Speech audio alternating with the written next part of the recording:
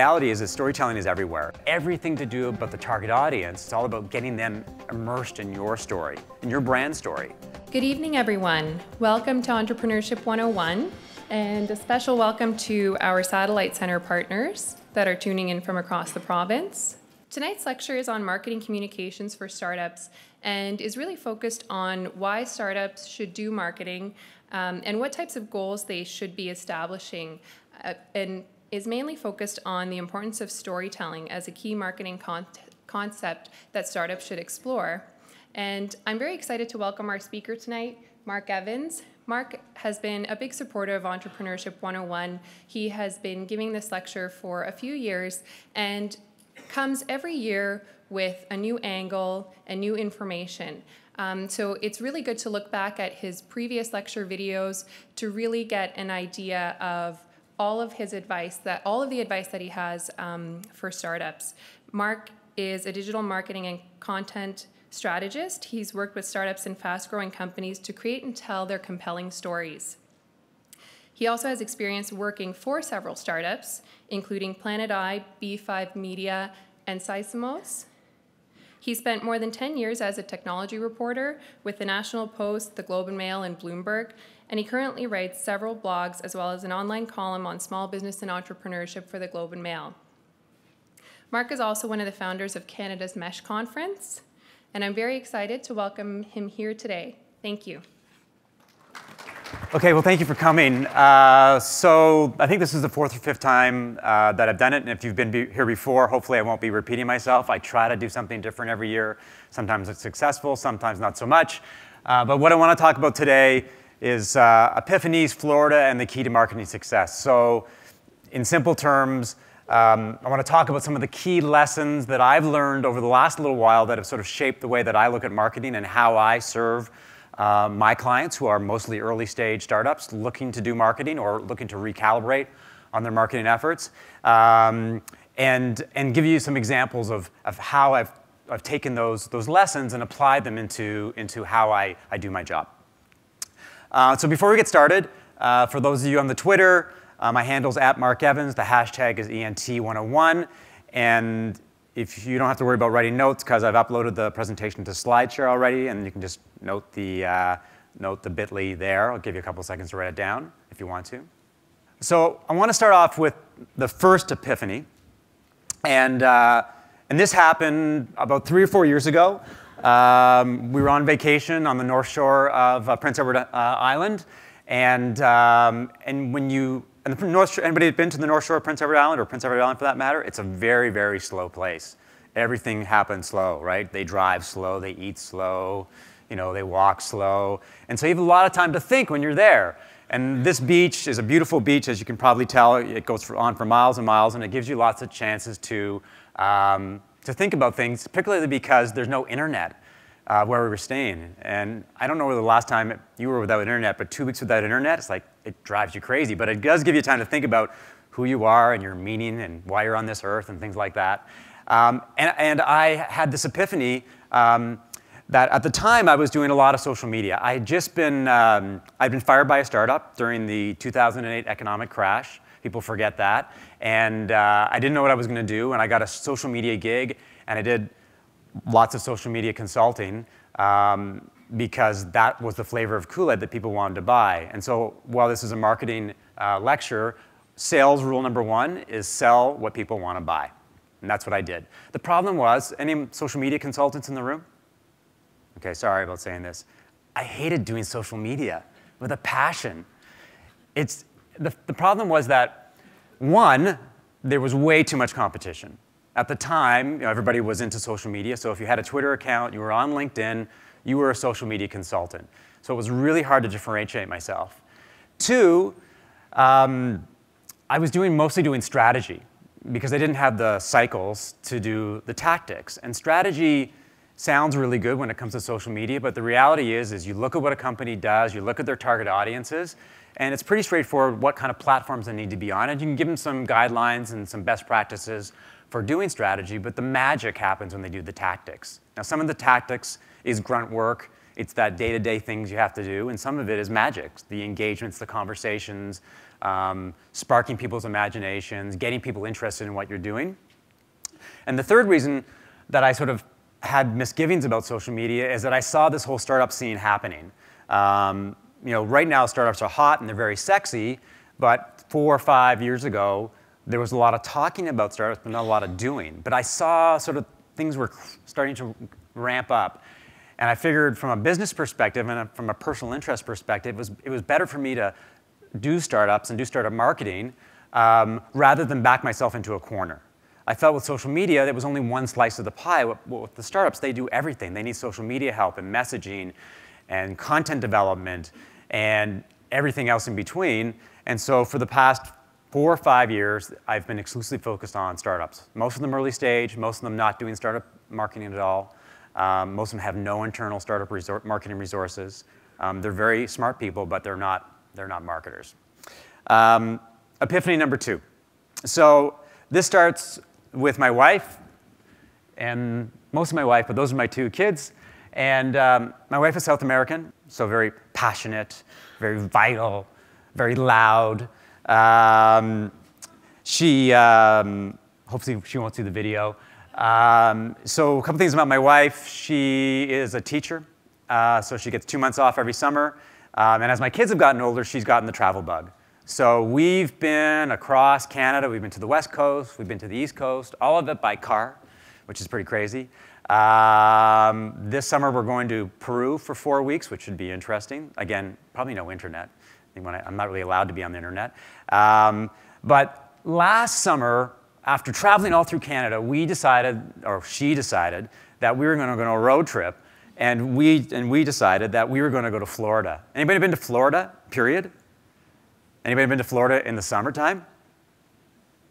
See, there's no one else as crazy as my family go to Florida in the summertime. So it's like 28 degrees. They say it's 28 degrees Celsius, but that's not true. It's really, really hot.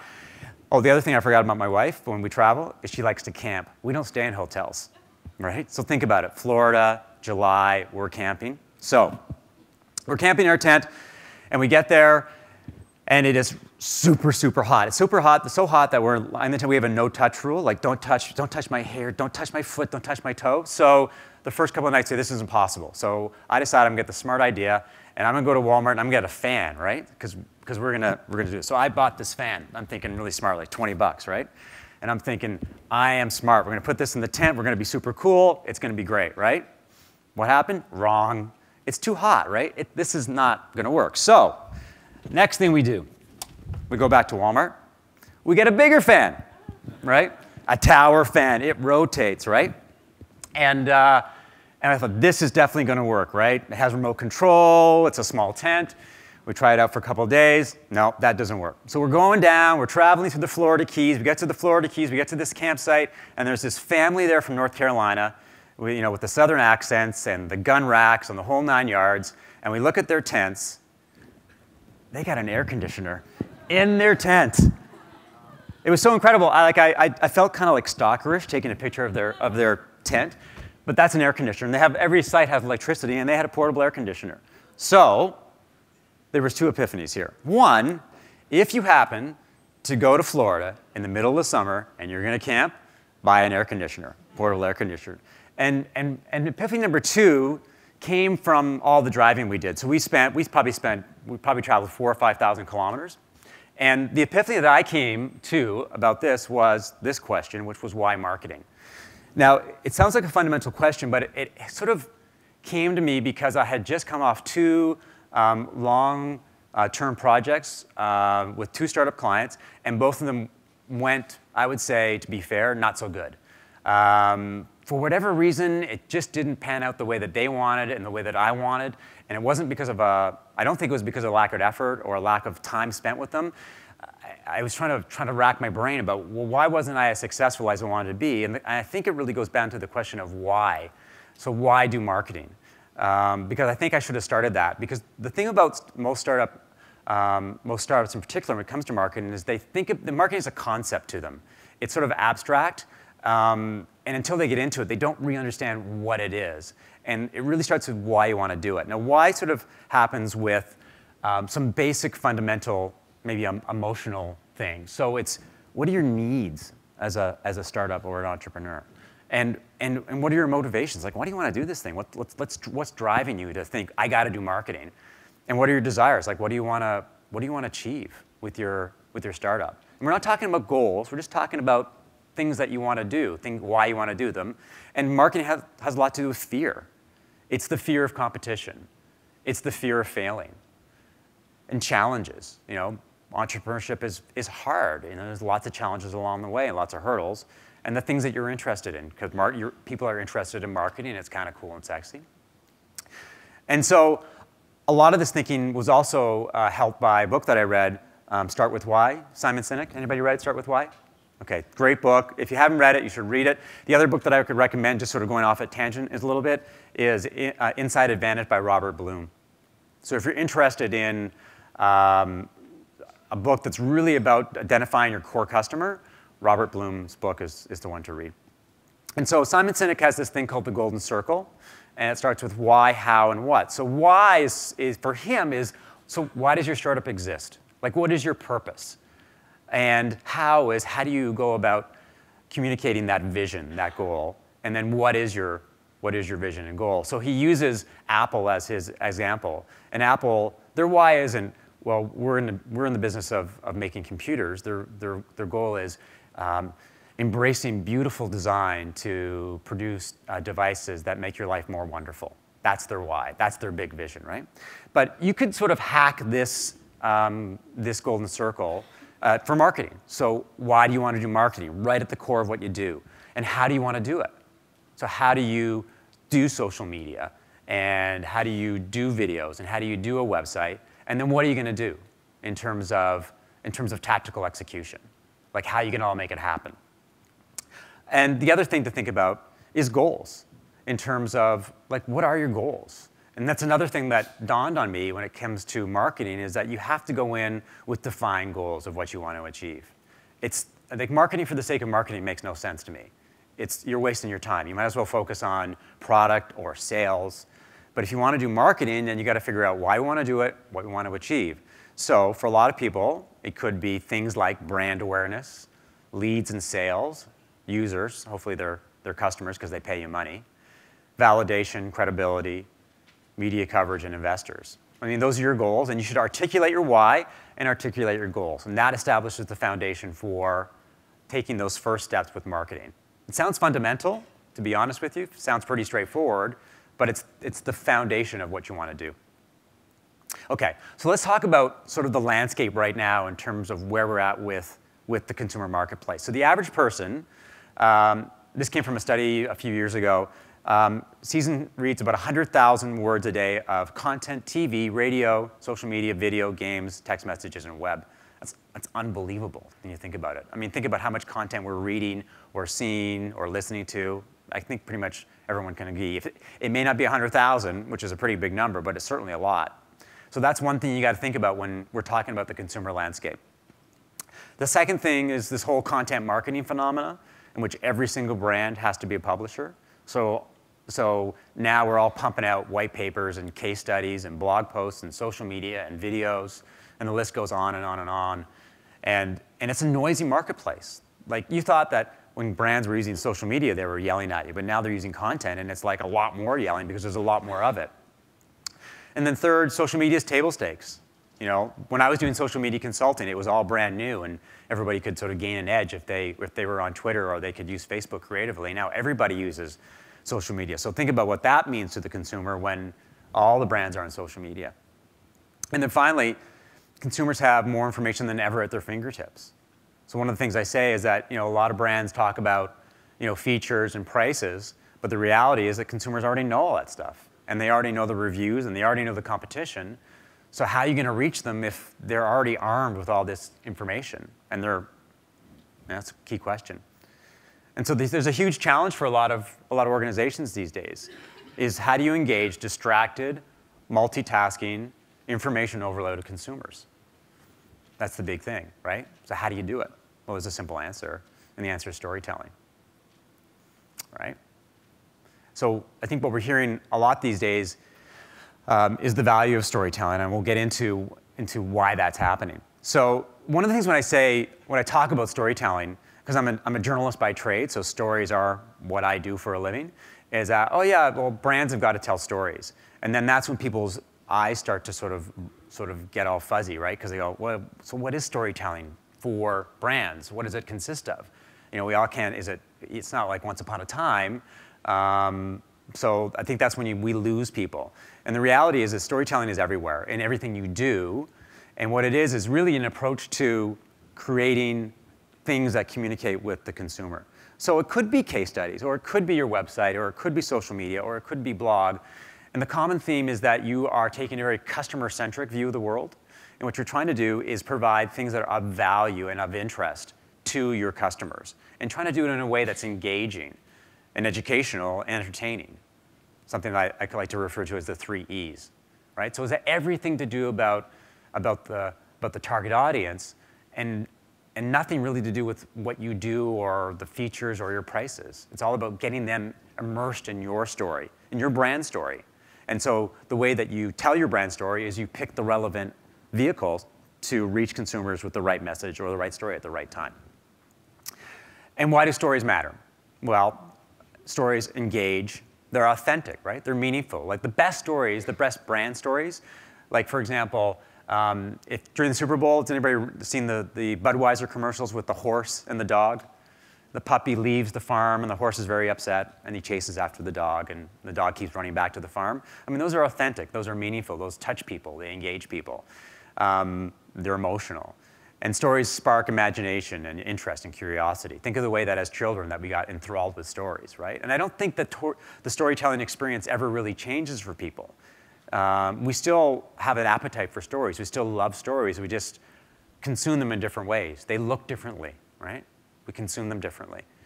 And then stories drive actions. They motivate people to do things. And that could be buying something, downloading something, reading something, contacting someone. But it's all about what they make you do and why they motivate you to do those things.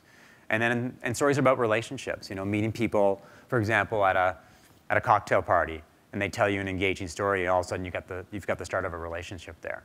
So those are why stories matter. So a little bit of context here in terms of where we're at with storytelling. So in the 1990s, you know, in the first half of the 21st century, we had websites, and the website was the vehicle and was the thing that you had to have online, and they still are important, but it was the thing back then being 10 years ago. And then we had social media, and everyone got excited about being on social media and being on all these different platforms. And social media has now become ubiquitous, and we're all doing it, and we're all publishing and tweeting away all the time. And then that kind of lost its kind of mojo. And then content marketing became the thing because we all had to be publishers, as I said, and we all had to sort of be producing more and more and more content that engages. And then storytelling, I think, is the next evolution of digital marketing. It's this willingness to basically create narratives that engage people, create narratives that bring people into your brand in a way that has everything to do with them and very little to do with your product. Like it's not product focused, it's customer focused, and that's the biggest difference when it comes to marketing today. And I think that's where storytelling really thrives, is the sense that it's all about you. Not about me, it's all about you. And so they had a CB Insights, which does some really, really good research, did a research recently on the 20 top reasons that startups fail. And number one, and hopefully you will take this under consideration, is no market need. So there's a lot of startups there that are doing a product for the sake of doing a product, and there's no need for it. And number two, ran out of cash. Number three, not the right team. And then number seven, which I think is down pretty too low, is poor marketing. Number 8 is ignoring your customers, which is interesting when you think about it. Why would you ignore your customers? But when I look at that as a marketer, I go, well, that's way too low. And what it says to me is that this is the sort of current kind of lay of the land when it comes to where marketing fits in the scheme of things. Because a lot of startups see marketing as an afterthought or something they just bolt on after they've got the product. And after they start going after customers. And the reality is that when it comes to marketing and storytelling, it has to start from the very beginning. Like when you think about why you did your startup, why you want to create your startup, like what's your story? Like Like, what are your motivations? What are your interests? Like, what has prompted you to quit your job or graduate from school and not go into a 9-to-5 job, but to do this high risk, consuming activity? There's a story there. And then what you have to think about as entrepreneurs is that's when your storytelling process starts. And the story evolves, it changes over time, but you've got that original story, and that story will change as you build your product. You've got a new story about that part of the journey. And as you attract your first customers, well, that's a new story that you want to tell. So where do you start with storytelling? I mean, there's lots of different options. That's one of the problems with storytelling and marketing in general, is that it's like going to Denny's, right? You've got dozens and dozens and dozens of choices. You could pick any of them, but you got to pick the ones that work best for you. So when you go to Denny's, I bet you probably eat the same 5 things every single time because it makes your life easier. And for startup marketing, it's the same thing. You got to focus on the things that make your life easier, get you the most attention, get you the most traction. So I see 7 sort of must-haves for startup storytelling success. So one is being customer-centric. I mentioned it off the bat, and I'll mention it again because I think this is probably one of the biggest killers of startups, is the fact that they're so product-centric. They're so inward-thinking. And that is a very dangerous thing to have. So the problem with startups is that they're very consuming. They're very it's a very inward-thinking activity. They're so focused on what they're doing, what they're building, that you lose focus of your actual customer. I'm always surprised when I work with startups and they haven't even done user profiles or buyer personas. Like, they don't know who their customers are. They think it's 18 to 35-year-old women who like buying cosmetics. Well, actually, it's not. There are actually subsets within each one of those, within that demographic, who have slightly different needs, slightly different interests, slightly different motivations. And so you got to think about your customer at all times. You got to be in their shoes, talking to them, trying to get information from them, meeting with them. And it's a willingness to listen. Because we as marketers and as startups, we like to talk. We don't listen to the marketplace, right? So you have to listen through social media, you have to listen at conferences, you have to listen online. It's listening all the time. And flexibility and agility, right? So marketing is opportunistic. Marketing, you see windows of opportunity that you got to go through, and it's the willingness and the ability as marketers to basically, there's a good storytelling opportunity. It could be hijacking the news, so you see a news story happening and you've got a story to tell that fits in with the news, right? Or it could be a big trend and you can be part of that trend, so you tell your story as part of that trend. Personality. Brand personality matters, especially for small companies. Like, how are you going to differentiate yourself when whatever product you're doing, someone else is doing something pretty similar, if not exactly similar to what you're doing? So if you've got some personality, then you can stand out from the crowd. And a commitment.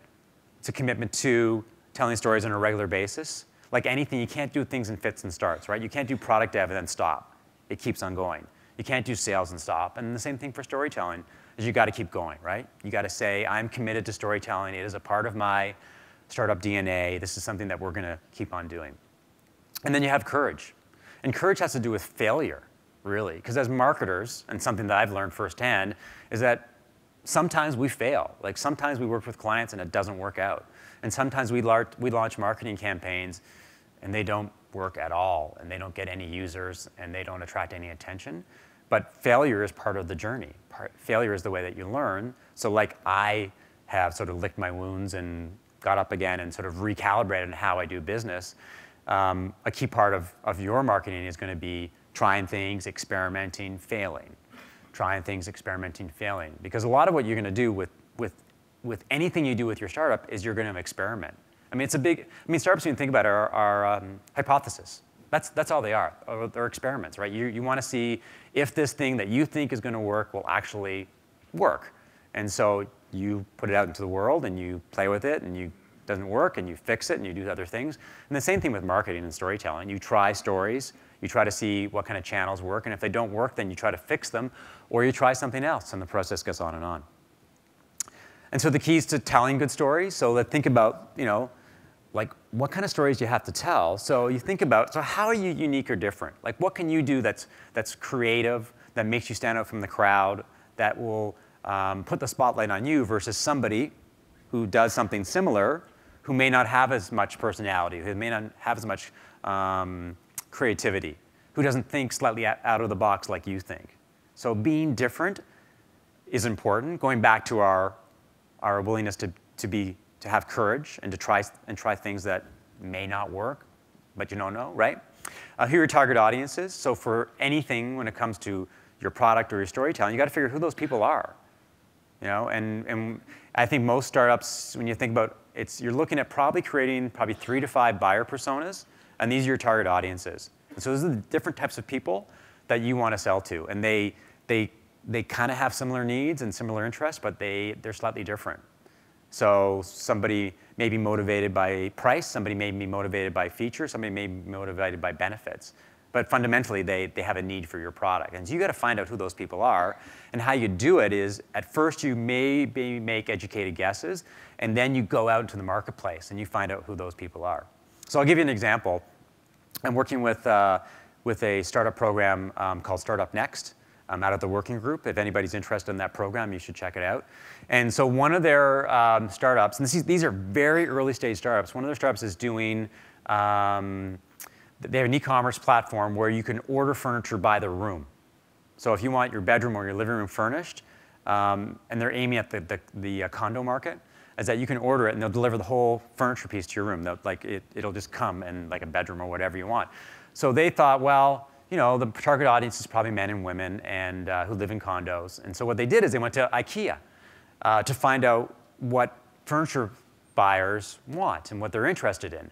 And they went to, what they did was really interesting. They went to the people coming out of the store with their purchases and asked them a bunch of questions about their buying habits and their buying behavior and their decision making. And then they went to the people who were returning stuff they didn't want and asked them about their experiences and why they were returning their merchandise. And it gave them 2 completely different perspectives on target audiences.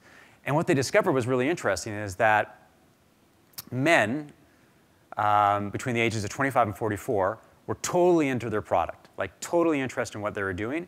And women had 0 interest in their product. And what it came down to was that what women were interested in was convenience. They didn't want to work it, right? You just wanted to buy something and you just wanted to show up. And if it wasn't as wonderful and as soft as you thought it was, that didn't matter. Women, and making a sweeping generalization here, they found out women like to touch things, right? They like to sit in things. They like to have that experience. So this whole idea of buying a room of furniture online without really knowing what it was like didn't work for them. So for them, it gave them a huge insight into the target audiences, allowed them to basically sort of take their marketing focus and go completely over here, right? So it allows them to be more efficient and more targeted in the way they go after consumers. And the other thing is, where do you tell your stories, right? You can tell your stories everywhere, so you got to figure out, based on your target audiences, where do they exist? Like, where do they, are they on the GO train and they're looking at the metro?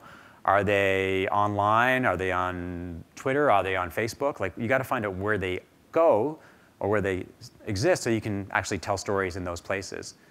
And then who gets to tell stories? And this is a really interesting one because, when you think about it, usually for entrepreneurs, you're the chief storyteller. Like, you're telling the story all the time, but there's lots of other people who can tell stories for you too, like your investors and your employees and your partners and things like that. So think about that as well. And how do you measure success? So it could be social media, it could be analytics, it could be talking to customers, it could be customer service, right? So if people are talking to your customer service people, all different places to measure success. And the other one is, how do you keep it going, right? So as I mentioned, storytelling, like anything, is a machine, right? You got to feed the machine all the time. And so one thing in terms of looking at your storytelling activities is you got to do stuff that you can actually do on a regular basis. A lot of startups get very excited about marketing, and I'm guilty of sort of whipping them and getting them all excited, and they end up trying to do too much. And what I've discovered is that they get overwhelmed and they don't do anything at all, right? So it's better to do less than more, and that's something we'll talk about. And next is sort of, I call sort of this idea of storytelling versus story doing, right? So storytelling is the idea of telling stories that are customer-centric about your brand or your product, And they're just sort of out there sort of talking about how your brands can meet their needs and their interests and that kind of thing. And Loblaws is a good example of that. So they're pushing product. They're pushing the fact that you should shop at Loblaws. But story doing is the idea of immersing or integrating your product into somebody's lifestyle, into the way they lead their lives, into the way that they can sort of experience your product as part of their lives, not as a siloed experience. So you think about Nike, and the idea of Nike's all about performance and all about helping you perform. So a lot of their marketing is around that athletic performance, being part of that performance, which is your performance. R&B, the whole experience about traveling to all these exotic places, or all these non-exotic places, but that experience of saving money, of living in places that aren't hotels, that are really unique and different. And then Apple is the experience of, it's not about using a computer, right? It's about being part of something bigger, being part of something that has beautiful design, and so that it's part of your lifestyle, the fact that you love beautiful things, you like using beautiful things. And then you get down to priorities in terms of ranking your storytelling priorities. So you've got stories that are the now, that you want to tell now. You got stories that nice to tell some down the road, and you got stories that are never. And this is a classic marketing strategy, right? So when you look at your marketing options and putting together a marketing strategy, what I would do is you list all your marketing options, right? From top to bottom. List them all, right? It could be social media, it could be content marketing, it could be your website, it could be videos, infographics, advertising, whatever you've got going, you list them all, and then you rank them. And the way that you rank them is you rank them in terms of what's going to give us the biggest bang in terms of achieving our goals. And you align them with your goals. So if your goal is brand awareness, you got to figure out, so what's going to give us brand awareness? Like, what can we do from a marketing perspective that's going to make that happen? So maybe it's a website, a good website, and maybe it's content marketing. It may not be social media because that may not meet what you want to do. It may not be where you want to go. So I was talking to a VC earlier today that's looking to get higher brand profile. And we looked at a bunch of different options, and it came down to what they want to do is they need a good website and they need some white papers. That's it for now. That's all they want to do. Because everything else for them is distracting. Everything else is things that they're not going to do as well as they want to, and they really don't need to do it right now because that's just not their priority. And so you've got the things that are high priority, the things that are mid priority, and the things that you're never going to do or you're going to get to them someday down the road. So it may be, it'd be really nice to do podcasting or infographics, but when it comes to our target audiences and the way that we have to tell stories, that's never going to happen. Like, the chances of that happening, unless we get super big and super ambitious, is not going to be there. And the other thing to remember is that everyone's a storyteller, so that everybody associated with your startup has to be able to tell your story. So it could be your employees, it could be your investors, it could be your advisors, it could be your parents, it could be your friends. They got to get that story down, and they're all going to be part of helping you create stories that are going to drive you forward. And so, anybody familiar with Marcus Sheridan? So Marcus is a content marketing strategist. But Marcus' roots go back to being a swimming pool sales guy. So he during the credit crunch of 2008, no one wanted to buy a swimming pool. And so his business was going bankrupt. And he decided the only way to save his business was to start creating content. So he started doing these videos and these blog posts.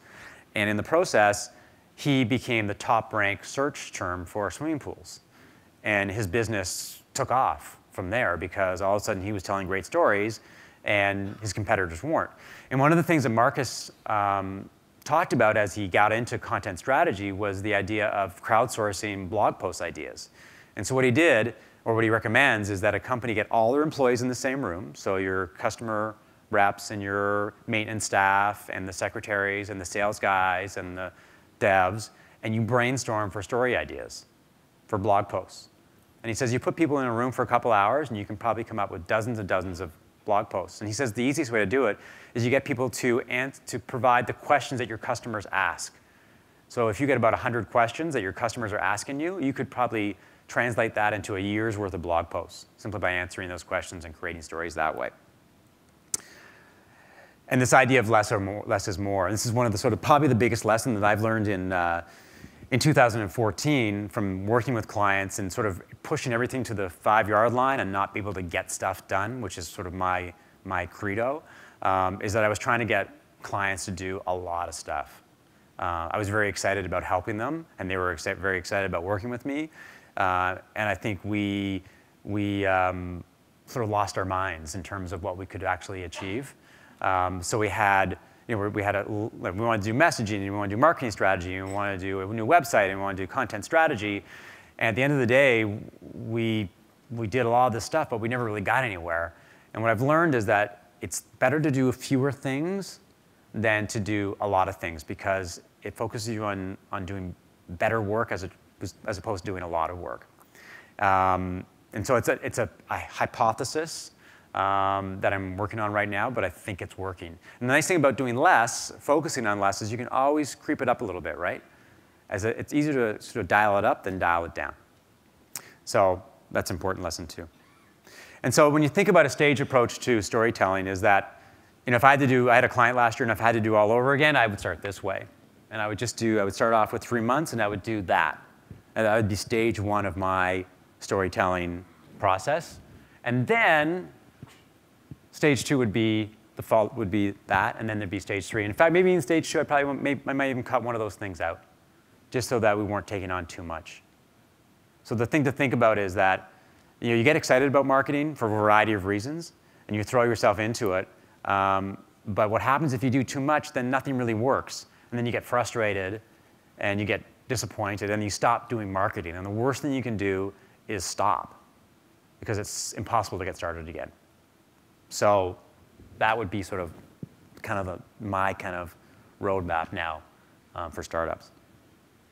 Okay, so all my talk about storytelling and the importance of storytelling is what I've been working on for probably the last year is a book, Storytelling for Startups. And it's really sort of a book that looks at the value of stories, the history of stories, developing your audiences for stories and figure out who those people are and what kind of stories to tell them, and then how to actually create stories.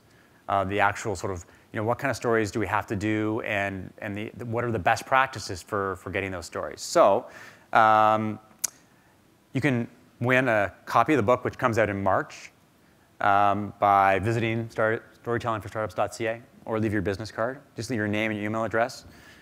Enter the contest. So you get a signed copy of the book and 2 hours of consulting help. And then I'll put you on my mailing list, and I'll tell you all the good things about the book, which I think is sort of encapsulates a lot of things that we've talked about, and really sort of dives into the value of storytelling. Case studies, lots and lots of case studies of companies that are doing stories, telling stories, the tools to use to tell stories, and there's tons of great tools out there, and then giving you sort of the knowledge to either do stories yourself or actually be able to hire people who can do stories for you. All right, so that's it for the presentation. So lots of time for questions. You can ask now. If you're shy, you can ask later. I'll stick around for a while. No? First of all, thank you so much. Okay. That was awesome. But I want to go back to when you talked about building a buyer persona. Right. And it's one of the things I'm stuck with. So do you have any recommendations or advice for how someone like me can go about and find a way to build a buyer persona, or references or anything? So, so there's a tool you should use called personaapp.com. personapp.com, and it's sort of a user-friendly way to build personas. So the first step for building personas is to not sort of take this sort of homogenous view of the world that you've only got one consumer, one group of consumers, that actually there's multiple consumers, and you got to make some educated guesses, right? So at the get-go, probably start with sort of trying to create maybe 3 or 4 different personas, and then you sort of map them out. So how old are they? What are their interests? What are their motivations? What jobs do they have? What makes them be successful? What are their goals? How much money do they make? What's their education? Trying to get a full picture of who they are. And so create those kind of characteristics for each one, and then you go out and test in your marketplace. Like before you've got customers, you go out to somebody, let's say it's a woman, she's 35, she's educated, she's married, she's got kids, and you go out with her with your product and say, would you be interested in this? And she says, nah, it's not really for me because of this, or say, yes, that's exactly it. And so it's a part guessing and part validating. But it's all these different criteria that you look into. Thank you. Hi, Mark. Emily Gill. If you're working with political candidates and they're just getting their heads around branding, how do you convince them to move into getting their heads around storytelling? I think that if you think about it, it wasn't that long ago that politicians were scared to death of social media. And now they're all over social media. And I think that storytelling for them is I don't think it's that hard of a sell. It won't become that hard of a sell because once the playing field kind of levels out when it comes to using social media and having that advantage using social media, they're going to look for other tools. And so what I would say to them is that this is where marketing goes next. You know, the idea of, I guess it's kind of weird when you think about politicians being authentic. It's not really their game, right? But I would say that I think it's just an education on your part to basically say, you know, it's the way that things are happening. Look at the marketplace. Look what people are going on. So it's surveying constituents. Yeah, and I think that, you know, you want, like, they're trying to drive better connections with their constituents, and if you can get them to tell stories involving their constituents, that's great. You can look at a guy like Bill Gates, for example, who was a master storyteller. I mean, that's his whole shtick, right? And so, I mean, stories work for politicians because it helps them relate to their constituents and vice versa. Okay, thank you. Yeah. Hi, Mark. I'm Deborah.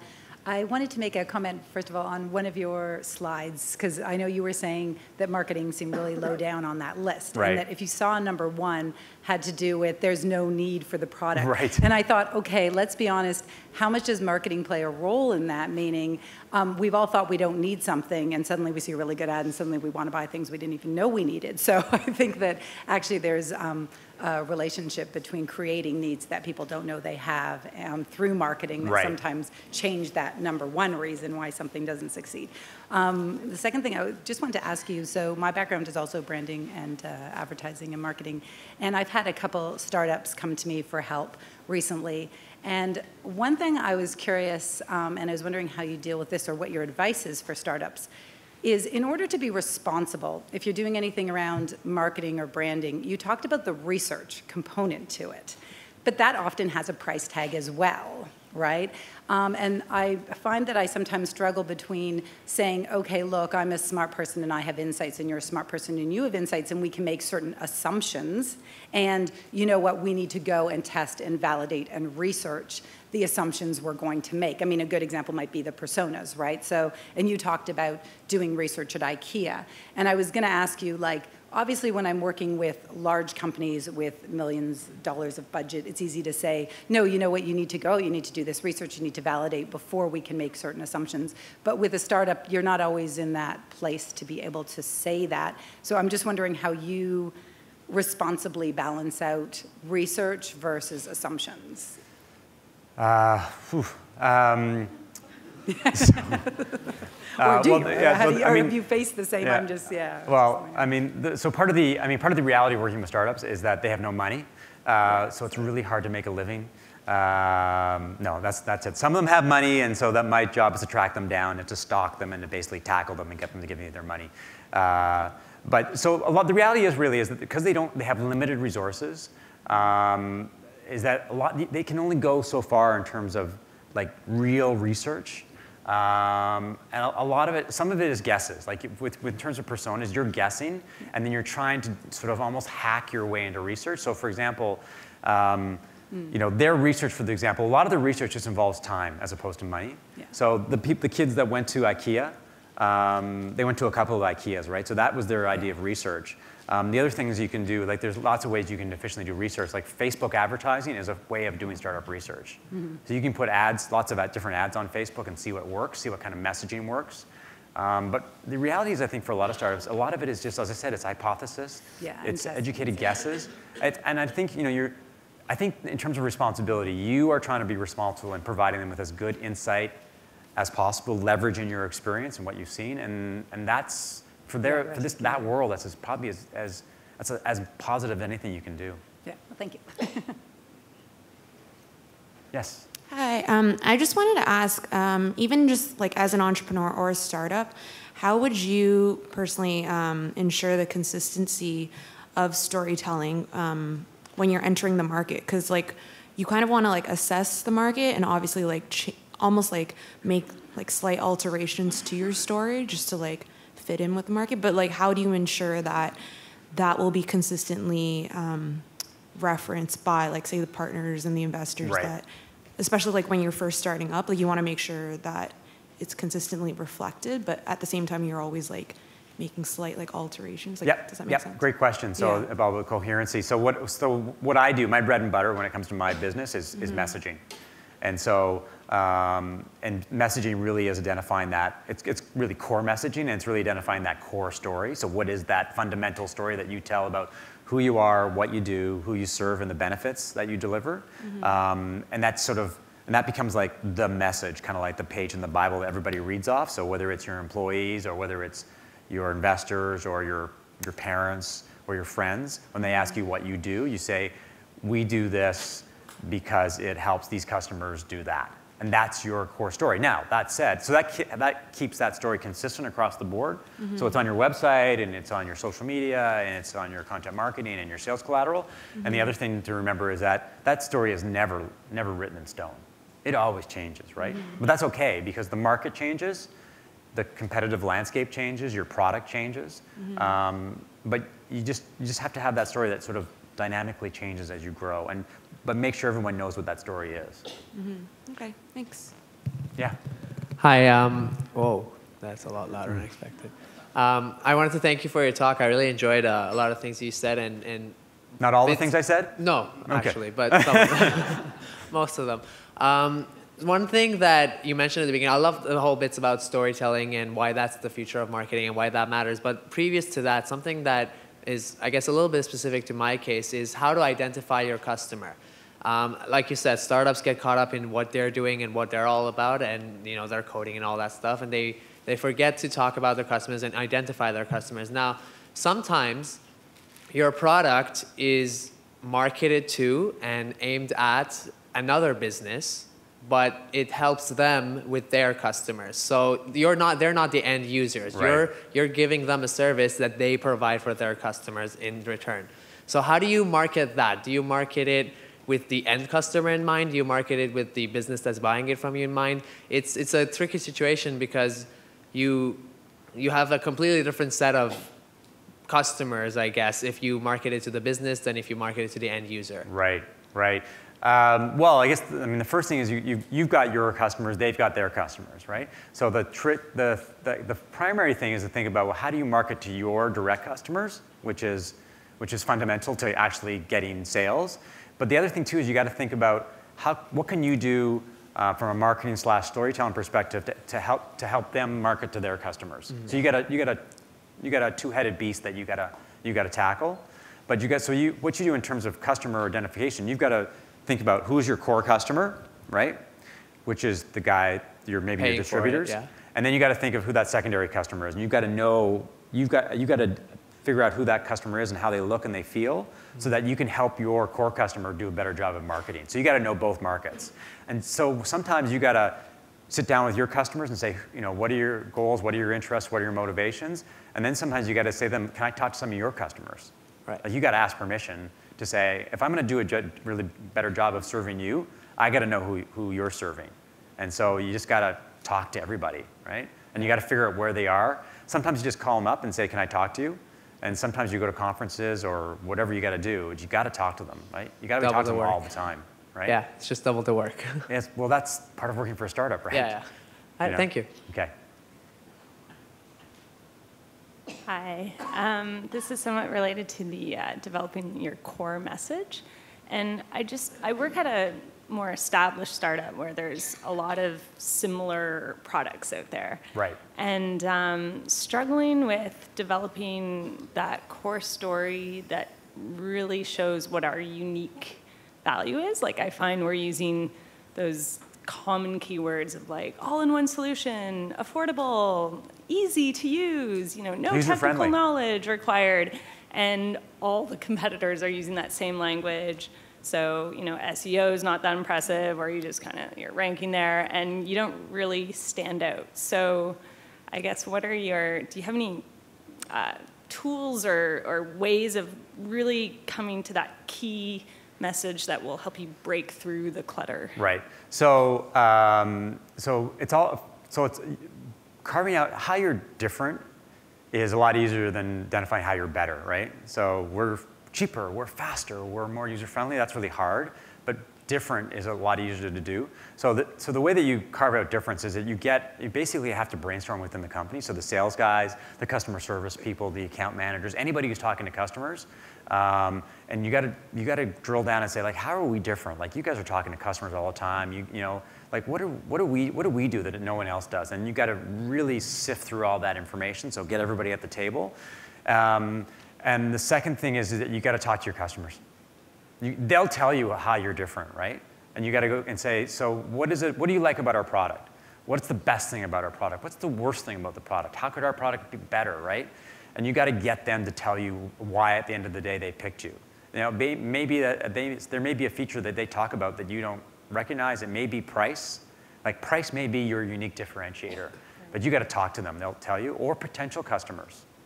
People who download a white paper, they haven't bought yet, but you go, so what are you thinking about? Like, what do you see in the marketplace? And then you got to dive into the competitive landscape, and you got to look at, so how do they describe themselves? And then how do we not describe ourselves like they're describing themselves? Like, what I do is I get an axis, and I put all the competitors all on this. Well, it's usually a paper, because I'm old school. And then I write down sort of the key sort of words they use, the key topics they use, and then you see the themes, right? And then you match those themes up against what your customers tell you and what your people tell you, and then hopefully things start to happen. So, like, an example is, I did some work for a digital marketing agency, and they're all the same, right? They all do the same thing, and they make stuff and they create stuff. And after talking to customers and talking to them, the word that popped out was performance. And so we took that word and then we looked at the competitive landscape, and no one was talking about performance. And so that became our unique value prop. So that we identified one word and then made it the entire essence of our messaging. It's a lot of work, right? But yeah, I guess a follow-up to that is maybe how do you avoid some of the cliche ones then? Like, for instance, our product is more affordable than the other ones, so that's a big selling point, but it's kind of like, we're so affordable, yay. It sounds so generic when you see that, so you don't use it. I don't know. Yeah. You gotta think about other stuff, right? Like it's like we do all this great stuff and we're more affordable, right? Like take a look, for example, when you go back to your home and you take a look at FreshBooks, for example, and how do they differentiate themselves against all those other online invoicing services out there? Or MailChimp is another really great example. There's tons of email marketing, so what's their differentiator? How do they? I mean, MailChimp is a really great example because they're way out there, right, in terms of their marketing. But that's the kind of approach you got to be thinking of. You just got to get away from user-friendly, affordable, that kind of thing. It's just, the part of your challenge, I think, is going to be that it's hard to be different. It's hard for an organization to accept sort of different ideas because it's so strange. But if you want to differentiate, you got to sort of, as I say, we got to take some risks. Okay. Thank you. Okay. Yeah. Hey, this might be a silly question, but have you ever worked or collaborated with someone whose skills were better than their motivation or their motive? Skills were better than their motivations. Interesting question. I guess I ask because, sometimes people can have really great skills, but their motives might be incompatible with yours, let's say, right? Right. How do you, help them narrow down to a better motivation? Or it's an interesting question. Let me put it to you another way, right? So lots of people want to do things certain ways, but you know that there's a better way because you've got more experience, or you've got different experience, or you've got a better insight. And I think it really comes down to is sort of being true to yourself and sort of saying, this is the way that this is a better way, in my opinion. This is the way that we should do things because I think we'll be more successful. And it's hard, like as a consultant, it's really hard because on one hand, you know, they're paying you and you want them to be happy. On the other hand, they're paying you because they want you to give them good advice. So my advice to you is if you run into situations like that, is to be true to yourself. Is to basically say you don't have the motivation that we need to be successful, or you don't have the drive, whatever that is, and you put your cards on the table, and that's, I mean, but otherwise it's not going to work, right? Cool. Thank you for your talk. And thank you for coming.